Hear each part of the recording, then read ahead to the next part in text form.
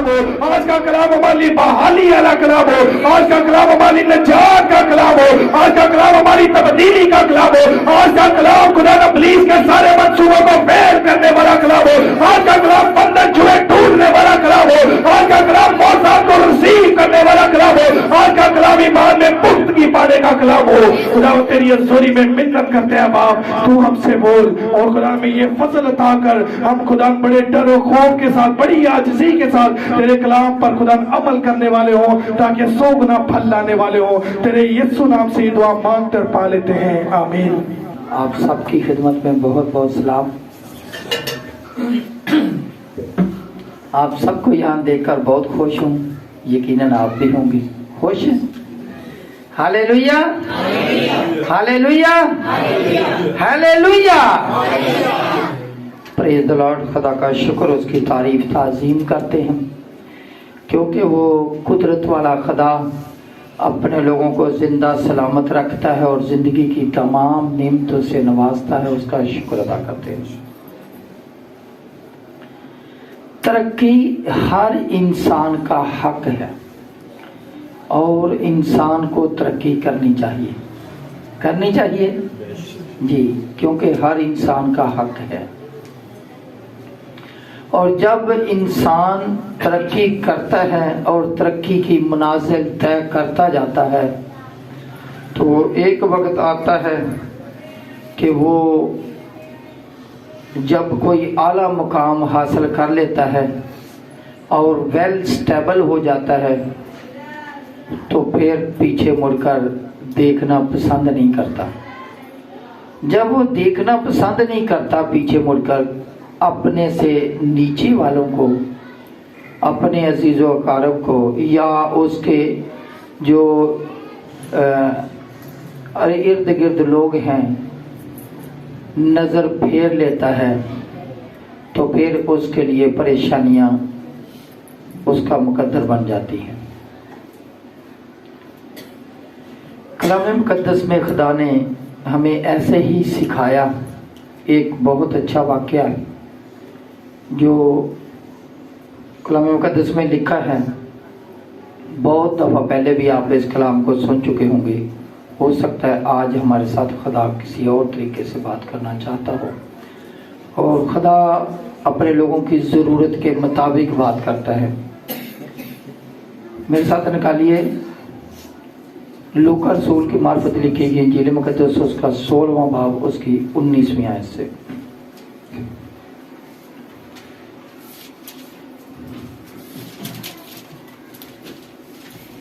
خداوند کے کلام میں یوں لکھا ہے، ایک دولت مند تھا جی، جو ارغوانی اور مہین کپڑے پہنتا، اور ایک دولت مند تھا۔ کلام مقدس میں کیا لکھا ہے؟ ایک دولت مند تھا، دولت مند تھا، ایک دولت مند تھا۔ میں نے 2-3 دفعہ بولا ایک دولت مند تھا۔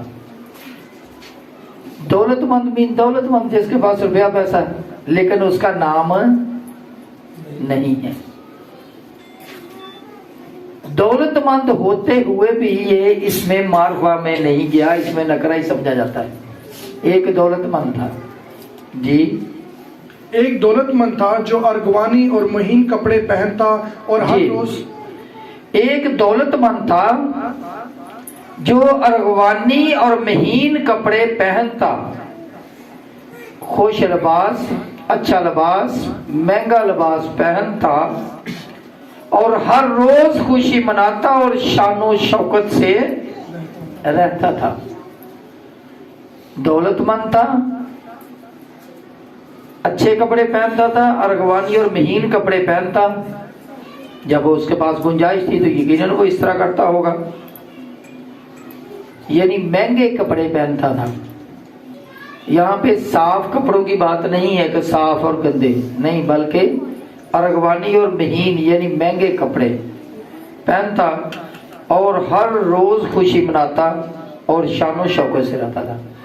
خوشی مناتا ہر روز، اس کا مطلب اس کو کسی کی پریشانی اور کسی کی مشکل کی کوئی پرواہ نہیں تھی، قریب کوئی دکھ میں ہو، کوئی پریشانی میں ہو، کوئی مشکل میں ہو، نہیں، وہ اپنی ہی خوشی میں مگن رہتا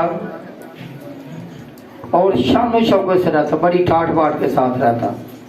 ہو سکتا ہے اس کے پاس بڑی گاڑیاں ہوں، ہو سکتا ہے اس کے پاس بڑے نوکر چوکر ہوں، شان و شوکت سے رہتا۔ جی، اور لازر نام ایک غریب ناسوروں سے بھرا ہوا، جی ہاں، دوسری طرف ایک شخص ہے جس کا نام کیا ہے؟ لازر۔ اور لازر نام ایک غریب اور ناسوروں سے بھرا ہوا غریب ہے۔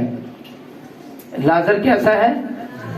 غریب ہے، لیکن اس کا ایک نام ہے۔ غریب تو ہے لیکن اس کا کیا ہے؟ نام ہے۔ لیکن جو امیر آدمی ہے وہ کیسا ہے؟ گمنام ہے تو امیر لیکن خدا کے حضور وہ اس کا کوئی نام ہی نہیں۔ امیر ضرور ہے لیکن اس کا کوئی نام ہی نہیں ہے۔ خداوند کے حضور اس غریب انسان کا ایک نام ہے۔ جی، کیا نام ہے جی؟ لازر نام ہے۔ کیسا ہے یہ غریب ہے، یہ غریب ہے اور تکلیف میں مبتلا ہے، زخموں سے چور ہے، اس کے ناسور ہیں، پھوڑے پھنسیوں سے بھرا ہوا ہے، ناسوروں سے بھرا ہوا، اس کے دروازہ پر ڈالا گیا۔ کیا کیا اس کے ساتھ؟ یہ کہاں پہ گیا لازر؟ امیر آدمی کے دروازہ پر ڈالا گیا۔ یہ غریب آدمی گھومتا پھرتا ہوا نہیں آیا، یہ غریب آدمی امیر آدمی کے گھر کے سامنے، دروازہ کے سامنے ایسے اچانک نمودار نہیں ہوا، بلکہ کیا ہوا؟ اس کے دروازہ پر ڈالا گیا۔ یہ خدا کی طرف سے یہ پلان ہے، اس کو پرکھنے کے لیے اس کو رکھا گیا، اسپیشل اس کو بھیجا گیا۔ کبھی کبھی ایسا ہوتا ہے کہ اگر ہمارے گھر کے سامنے ہمارے پاس کوئی مانگنے کے لیے یا کوئی مدد کے لیے کوئی پریشانی میں کوئی آ جائے تو پھر اس کے ساتھ رویہ اچھا نہیں رکھا جاتا۔ لیکن یاد رکھیے کہ ہو سکتا ہے وہ اسی لازر کی طرح، جیسے لازر کو امیر آدمی کے گھر کے سامنے ڈالا گیا تھا، اسی طرح ہو سکتا ہے وہ تو پریشانی میں ہے ہی، اس کے ساتھ ساتھ کہیں خدا آپ کو بھی تو نہیں پرکھ رہا کہ یہ اس کے ساتھ کیسا رویہ رکھ رہا ہے۔ جی، اور اسے آرزو تھی کہ دولت مند کی میز سے گرے ہوئے ٹکڑوں سے اپنا پیٹ بھرے، بلکہ کتے بھی آ کر اس کے ناسور چاٹتے تھے۔ ہاں جی، اسے آرزو تھی، جیسے میں نے پہلے بولا کہ اس کو کیا کیا، اس کو ڈالا گیا، پلان کے تحت رکھا گیا۔ مجھے ایک چھوٹا سا واقعہ یاد آ رہا ہے اپنے بچپن کا۔ میں اس وقت کہیں مڈل میں پڑھتا تھا، تو کسی دوسرے گاؤں سے، ہم تو اس کو جانتے نہیں تھے، ایک جوان لڑکا تھا اور وہ نابینا تھا۔ اس کو کسی نے ہمارے گھر کا ایڈریس دے دیا تو گاؤں میں وہ گھومتا پھرتا وہ ہمارے گھر میں آ گیا۔ جب ہمارے گھر میں آیا تو اس سے بات چیت ہوئی، نام لے کر اس نے آیا کہ میں فلاں کے گھر جانا۔ تو ہمارے والد صاحب خدا انہیں اچھی جگہ دے، انہوں نے اس کی بڑی رسپیکٹ کی اور بڑے اچھے طریقے سے اس کے ساتھ تعاون کیا۔ پھر وہ تقریباً 1.5-2 ہفتے رہا، تو جہاں کہیں جاتا گھوم پھر کے رات ہمارے پاس ہی گزارتا، اور خدا کا شکر ہے اس کا بڑا اچھا ارینج کرتے تھے ہمارے والد صاحب، ہم بھی جو کر سکتے تھے اس کی اچھا خیال رکھتے تھے۔ پھر وہ بعد میں پتہ چلا کہ کہیں وہ گاڑی کے نیچے آ کے فوت ہو گیا، تو پتہ نہیں چلا وہ کب کیسے ہو گیا۔ تو مجھے یہ واقعہ یاد آ رہا تھا کہ کہیں ایسا نہ ہو کہ اسی طرح کہیں ہمارے بڑوں کا بھی اسی طرح کوئی حساب لیا گیا ہو یا پرکھا گیا ہو۔ لیکن خدا کا شکر ادا کرتا ہوں، میں محسوس کرتا ہوں کہ اس کی اچھی ہم خدمت کرتے تھے، اس کا اچھا خیال رکھتے تھے۔ تو خدا کا شکر ہے کہ خدا نے میرے والد کو بھی پورے علاقے میں بڑی رسپیکٹ تھی، بڑی رسپیکٹ. ان کو ان پڑھ تھے لیکن ان کو لوگ سیٹھ کہتے تھے، اور ہمیں کراچی میں آ کے پتہ چلا کہ سیٹھ فیکٹری کے مالک کو بولتے ہیں. تو خدا کا شکر ادا کرتے ہیں جو خدا کی طرف راغب ہوتا ہے اور دوسروں کا خیال رکھتا ہے، خدا انہیں سرفراز کرتا ہے، سربلند کرتا ہے. جی تو لکھا ہے کہ اس کو جو غریب آدمی ہے اس کو کیا تھی؟ آرزو تھی، سوچ تھی کہ یہ جو دولت مند کھانا کھاتا ہے، جو اس کی ٹیبل پر ٹکڑے گرتے ہیں، میں وہی مجھے مل جائیں اور میں ان سے اپنا پیٹ بھر لوں، اس سے اپنی گزر بسر کر لوں. اس کا مطلب یہ ہے کہ اس کی میز پر سے گرے ہوئے ٹکڑے وہ کھانا چاہتا تھا کہ مجھے چلو وہی مل جائے، میرا گزارا ہو جائے. تو اس کا مطلب یہ کہ جو اس کی کھانے کی میز تھی، کیا یہ اس میز کے پاس بیٹھا ہوتا تھا کہ ٹکڑے گرے تو میں اس ٹکڑے کو پکڑ کے کھا لوں؟ ہرگز نہیں. کیوں؟ اس لیے کہ اس میں سے اس کے پاس سے تو اسمیل آتی تھی، اس کے تو ناسور تھے، اس کے تو پوری پھنسیاں نکلی ہوئی تھی، اس کے کپڑے بھی صاف نہیں تھے. تو پھر اس کو کیوں ایسا وہ کرنے دیتا کہ اپنے گھر میں گھسنے دیتا؟ ہاں، جب اس کے وہ ٹکڑے اس کے نوکر چاکر لے کر جاتے ہوں گے باہر پھینکنے کے لیے، تو یقیناً یہ اس وقت وہ ٹکڑے اس سے مانگتا ہوگا کہ یہ روٹی پھینکنا نہیں، مجھے دے دیں. تو اس کا مطلب یہ کہ وہ خیال رکھتا تھا، دیکھتا تھا، انتظار کرتا تھا یہ کب کھانا کھائے تو اس کا بچا ہوا کھانا مجھے ملے. میں نے کچھ لوگوں کے گھروں کا نظام دیکھا کہ کچھ لوگوں کے گھروں میں کھانے کا بہت ضیاع ہوتا ہے، رزق کا بہت ضیاع ہوتا ہے. حالانکہ اگر انسان ایک ڈش پکائے گھر میں تو اس سے بھی گزارا ہو جاتا ہے، لیکن کچھ گھروں میں 2-2 3-3 ڈش بنتی ہے. اچھی بات ہے اگر ان کے گنجائش ہے، لیکن اس میں سے بس جب ساری استعمال نہیں ہوتی تو پھر ضائع کر دی جاتی ہے. تو اگر اس رزق کا حساب لیں، تھوڑا غور کریں کہ یہ آٹا اور یہ سبزی کیسے یہ زمین سے اگی، کیسے یہ بڑی ہوئی، پروان چڑھی، پھر یہ چیز میرے تک پہنچی، اور میں نے جتنی کھائی اس سے تو خدا کا شکر ہے قوت پائی، لیکن باقی جو ضائع ہوئی وہ کیوں ضائع ہوئی؟ اس کا مطلب یہ ہے کہ وہ رزق کا خیال نہیں کرتے. تو میں نے پھر 1-2 کو بولا بھی کہ آپ کے گھر میں رزق کا بہت ضیاع ہوتا ہے اور اس طرح نہیں ہونا چاہیے، یہ خدا کو پسند نہیں ہے. اور جن سے میں نے بات کی انہوں نے یہ تسلیم کیا کہ آپ صحیح کہہ رہے ہیں. تو پھر میں نے بتایا کہ ہو سکتا اگر یہ خدا کو بات پسند نہ آئی تو رزق میں کمی ہو جایا کرتی ہے، رزق میں کمی ہو جایا کرتی ہے، خدا رزق کم کر دیتا ہے. اس لیے ہمیں رزق کا ضیاع نہیں کرنا چاہیے. ایک بندہ وہ اس کے ٹکڑے گر رہے ہیں اور بعد میں پھر اس کو آدھے کھانے کو ضائع کر رہا ہے، اور ایک بندہ جو باہر بیٹھا ہے اس انتظار میں ہے کہ یہ کس وقت بچا ہوا کھانا پھینکنے جائے تو یہ مجھے مل جائے.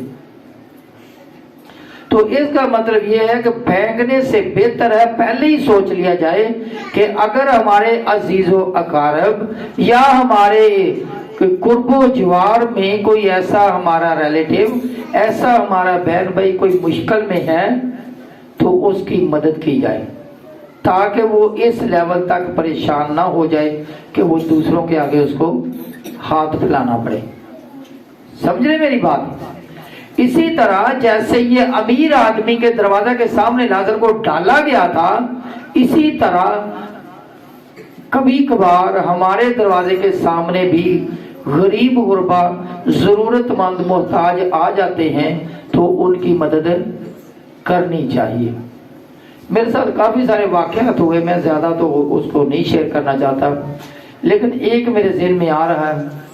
وہ ایسا کہ میں اس وقت ڈیوٹی کرتا تھا، سندھ میں میری ڈیوٹی تھی. ایک جوان لڑکا آیا, اس نے بولا بہت پہلے میں آپ کے چرچ میں آیا تھا تو دعا کرائی تھی تو میں ٹھیک ہو گیا تھا, میری وائف بھی ٹھیک ہو گئی تھی, تو ابھی مسئلہ ہے میرے ساتھ کہ وہ میری وائف جو ہے اس کی ڈیتھ ہو گئی, اس کے اولاد ہونے والی تھی, اس کی ڈیتھ ہو گئی اور میرے پاس اتنے پیسے نہیں ہیں کہ میں اس کی ڈیڈ باڈی کو میں سندھ میں لے جا سکوں, تو 650 روپیہ لگتا ہے مجھے ایمبولنس کا کرایہ, تو میں نہ کم چاہتا ہوں نہ زیادہ, میں چاہتا ہوں مجھے 650 مل جائے تاکہ میں ایمبولنس کا کرایہ دے سکوں. تو داؤد نے میرے ساتھ بات کرائی فون پہ, میں نے بولا جی اس کو نا 650 تو اس نے ادھر دے دینا, تو باقی اس کے پاس پھر کچھ نہیں بچے گا, اس کو 1000 روپیہ دے دیں. تو پھر اس کو 1000 روپیہ دیا, تو میں بڑا سیٹسفائیڈ تھا, چلو اس کی ہیلپ ہو گئی. 4-5-6 مہینے کے بعد پھر وہ لڑکا دوبارہ آیا. جب وہ آیا شام کا ٹائم تھا تو اس نے بیل تھی, میں خود ہی نکلا, تو اس لڑکے کو جب دیکھا تو مجھے اس کی آواز تھوڑی سی پہچان میں آ گئی, اور اس نے بولا بھائی میں پہلے بھی ایک دفعہ آیا تھا تو آپ نے میری مدد کی تھی, تو وہ بچی جو پیدا ہوئی تھی آج وہ مر گئی, آج وہ مر گئی ہے, تو میں میرے پاس کوئی ایسا سسٹم نہیں ہے کہ میں اس کا کفن دفن کر سکوں, اور ہاتھ میں چھوٹا سا بیگ تھا. تو اس کے چہرہ پہ ایسا لگ رہا تھا کہ ایسا کچھ بھی نہیں ہے, یہ بالکل ایسے یہ فراڈ کر رہا ہے, اور یہ کیا بولتے ہیں اس کو, یہ ہیپچول ہے. تو میں نے اس سے بڑے طریقے سے بولا, میں نے کہا سب سے اچھا یہی ہے کہ آپ ابھی چلے جاؤ, اس سے کوئی اور بات بڑھے, آپ چلے جاؤ.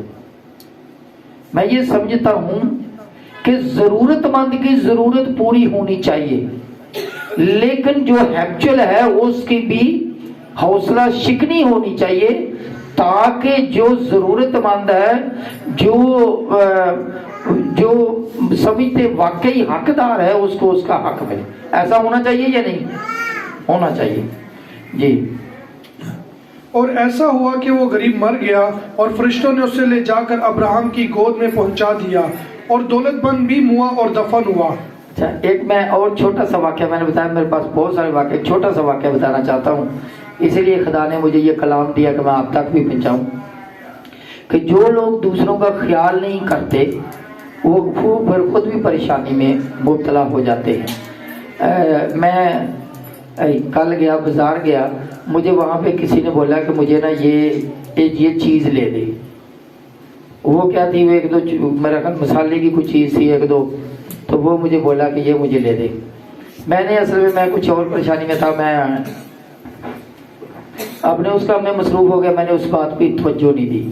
جب میں گھر کے قریب آیا پھر مجھے بڑی پریشانی ہوئی, پھر میں نے سوچا میں ابھی اس کو کہاں سے دوں گا, میں نے سوچا اس کی ہیلپ کرنی چاہیے تھی, کون سی اتنی مہنگی چیز تھی, تو میں لے دیتا. میں بڑا پریشان ہوا, لیکن جب میں گھر آیا تو وہ خدا کی قدرت کے جو مجھے تھوڑے سے پیسوں میں اس کی میں نے مدد کر دینی تھی, جب میں گھر آیا تو وہ مجھے ملٹیپلائی کر کے پیسے دینے پڑے. کیسے کہ میرے پاس 2 ایسے لوگ آ گئے جن کو مجھے پیسے دینا پڑے. تو ایک تو ایسے تھا جو بولتے ہیں ہماری بیٹی جو ہے وہ ایڈمٹ ہے, تو ہمارے پاس گنجائش نہیں ہے, بہت پریشان ہے, تو پھر میں جو کر سکتا تھا اس کے لیے کچھ کیا. تو میں یہ سمجھتا تھا کہ خدا نے پھر میرا شاید امتحان لیا کہ بھائی کہ دیکھ تو ادھر سے تو لاپرواہی کی ہے نا, تو تھوڑے میں تیری جان چھوٹ جانی تھی, تو ابھی تو آ ذرا تیرے ساتھ ملتا ہوں, ابھی تجھے ملٹیپلائی کر کے دینا پڑے گا. تو میں یہ سمجھتا ہوں کہ یہ خدا کی آواز ہوتی ہے, اس کو سننا چاہیے, غور کرنا چاہیے. بے شک بندے کے پاس ہر وقت گنجائش نہیں ہوتی, لیکن جہاں پہ کر سکتا ہے ہیلپ کرنی چاہیے. جی دوبارہ پڑھیے. اور ایسا ہوا کہ وہ غریب مر گیا اور فرشتوں نے اسے لے جا کر ابراہم کی گود میں پہنچا دیا. غریب مر گیا, وہ غریب مر گیا, لازر مر گیا, اور اس کے ساتھ کیا ہوا, کیا ہوا, سنا نہیں آپ نے, کیا ہوا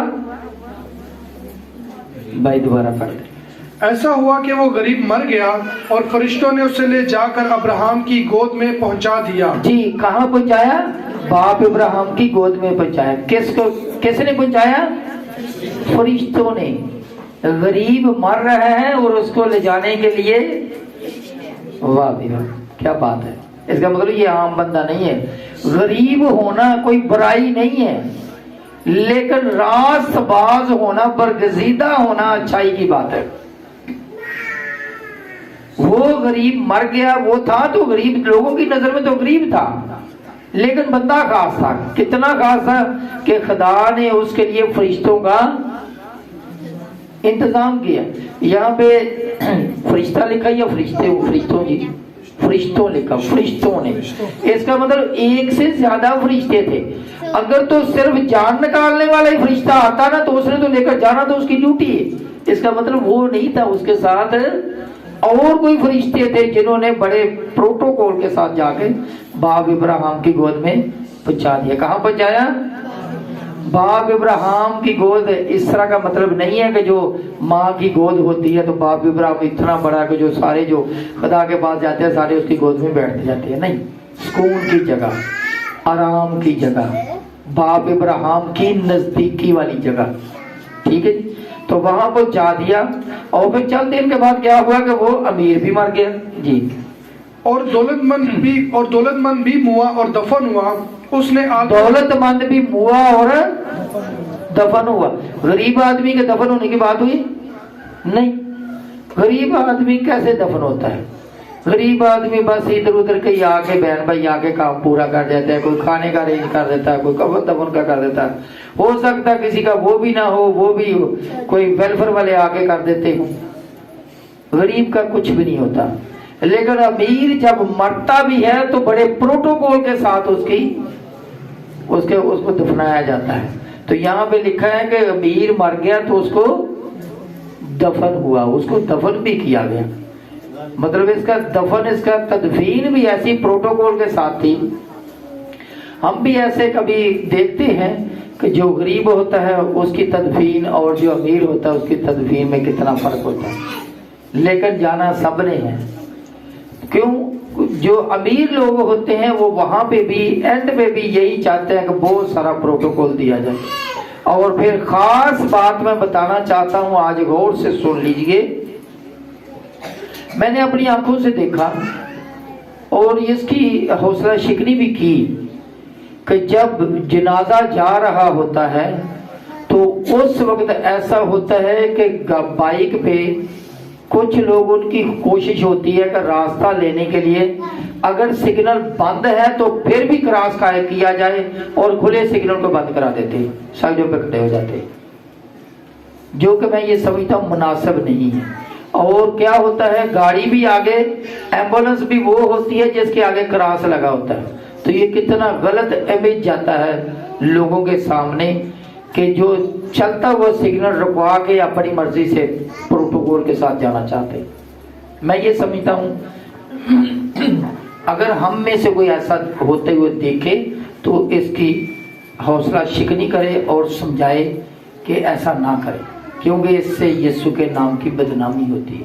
کیونکہ لوگ سوچتے ہیں، دیکھتے ہیں کہ دیکھو یہ خدا کے لوگ کہلاتے ہیں اور کام کیا کر رہے ہیں جی۔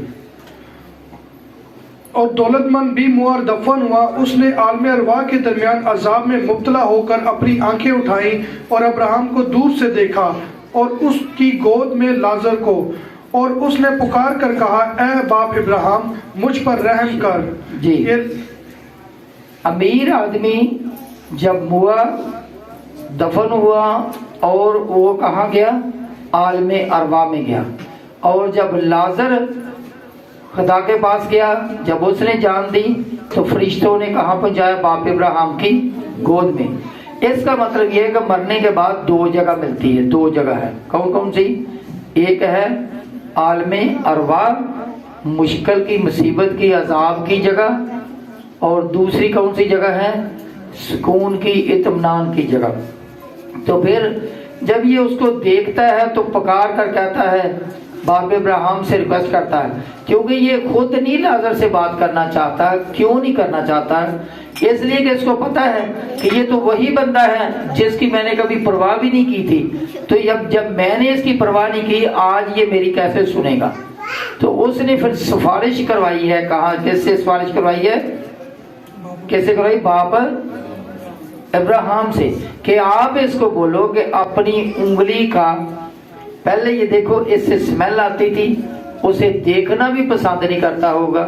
ہو سکتا وہ جب دروازے کے سامنے آتا ہو تو اس کو بولتا ہوگا بھئی ادھر کو رہتا ہے، ادھر سے نکل جا۔ لیکن ابھی یہ بولتا ہے کہ थोड़ा सा बस उंगली का एक सिरा ही डुबो के पानी में मेरी जुबान पर रखे ताकि मुझे कुछ सुकून आए, क्योंकि मैं अजाब में हूँ। तो आलम अरवा जो है वो अजाब की जगह है, लेकिन बाप इब्राहिम की जगह जो है वो आराम की जगह है। इसका मतलब जो ईमानदार होते हैं वो सुकून में होते हैं जब खुदा के पास जाते हैं, वो जो मसीह में सोते हैं वो खुदा के पास जो जब जाते हैं तो सुकून में होते हैं। और जो दुनियादार होते हैं, अमीर होते हैं, वो कैसे होते हैं? वो परेशानी में और अजाब में जाते हैं। जी। और उसने पुकार कर कहा, ऐ बाप अब्राहम, मुझ पर रहम कर, लाजर को भेजकर अपनी उंगली का सिरा पानी में भिगो कर मेरी जुबान तर करे, क्योंकि मैं इस आग में तड़पता हूँ। अब्राहम ने कहा, बेटा, याद करके तू अपनी जिंदगी में अपनी अच्छी चीजें ले चुका और उसी तरह लाजर बुरी चीजें, लेकिन अब वो यहाँ तसल्ली पाता है और तू तड़पता है। इसका मतलब ये हुआ कि जो अमीर आदमी है वो अच्छी चीजें ले चुका है और वो किस में है? वो तकलीफ में है, मुश्किल में है। इसका मतलब क्या समझते हैं कि जो अमीर होना ये कोई बुराई है?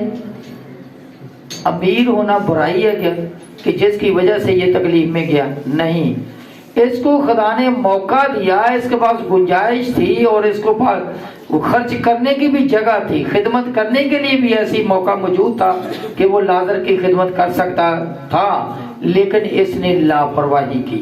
इसका मतलब अमीर होना कोई बुराई नहीं है। अमीर होना क्यों? इसलिए कि यीशु भी दौलतमंद था तो हमारी खातिर गरीब बन गया। मिसाल का लिए करंथियों का नाम दूसरा खातर, उसका 8वां बाब 9वीं आयत।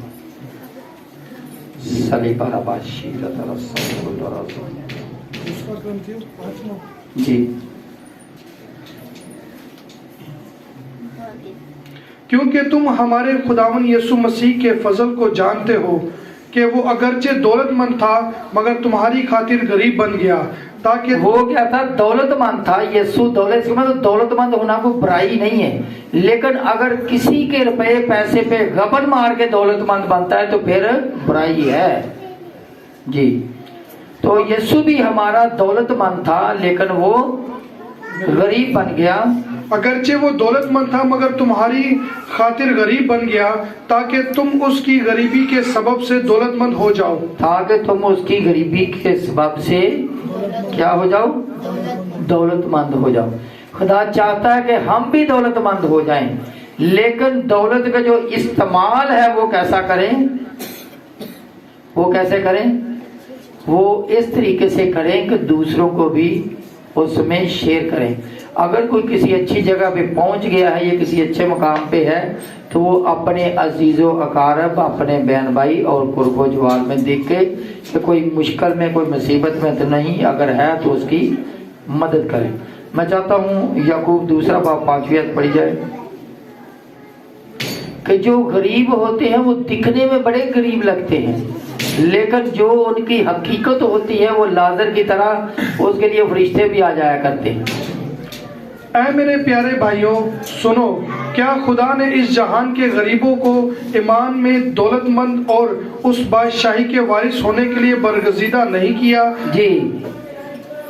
ऐ मेरे भाइयों जो गरीब हैं, जी दोबारा पढ़िएगा। ऐ मेरे भाइयों सुनो, क्या खुदा ने इस जहान के गरीबों को इस जहान के गरीबों को, ईमानदार गरीबों को ईमान में दौलतमंद और उसकी बादशाही के वारिस होने के लिए बरगजीदा नहीं किया? जी हाँ, इसका मतलब किया है। सवाल करता है, ईमान जो गरीब हैं उनको ईमान में क्या किया है? दौलतमंद किया है। क्या किया? ईमान में दौलतमंद किया है उस बादशाही के वारिस होने के लिए। ठीक है। और क्या किया? साथ बरगजीदा किया, पाक किया है, जिसका उसने अपने मोहब्बत करने वालों से वादा किया है। ये खुदा का वादा है, ये यीशु का वादा है कि जो गरीब हैं उन्हें बरगजीदगी में क्या करता है? वो दौलतमंद करता है। दौलतमंद वो करता है किस चीज में करता है? बरगजीदगी में, बरगजीदगी में, पाकीज़गी में।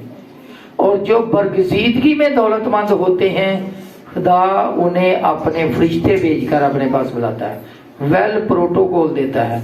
और जो बरगजीदगी खुदा ने दी है उस बरगजीदगी को छिपा देना चाहिए नहीं, उसको साबित करने की जरूरत है। लेकिन रियाकारी नहीं करनी चाहिए, शोबाजी नहीं करनी चाहिए, मैं ये हूं तो मैं वो, मैं ऐसा करता हूं, मैं वैसा करता हूं, नहीं।